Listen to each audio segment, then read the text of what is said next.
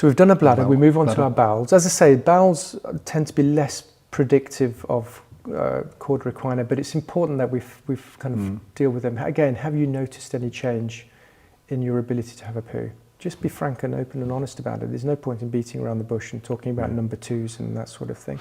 Did you ever, at some stage in your career, did you ever wonder about what language you use when asking a question like that? Because there's a tendency to want to be terribly formal and proper about it. Yeah. But actually, if we're talking to our mates, you'd talk about having a, well, you would probably talk about it, but if you were to, you would talk about having a poo, wouldn't you? Yes, exactly.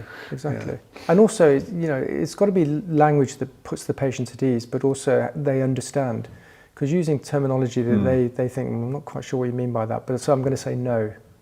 You know, that doesn't help them either. So use very plain, very simple to understand English or whatever language you're using. When you do go for a poo, does it feel normal? When you wipe your bottom, can you feel the tissue paper? You know, that's often the first indicator that saddle anesthesia is starting to emerge. Then they go, do you know, now that you mention it, I don't think I can. And that's not unusual for patients who are developing saddle anesthesia. Right. Can you push properly? Can you bear down properly?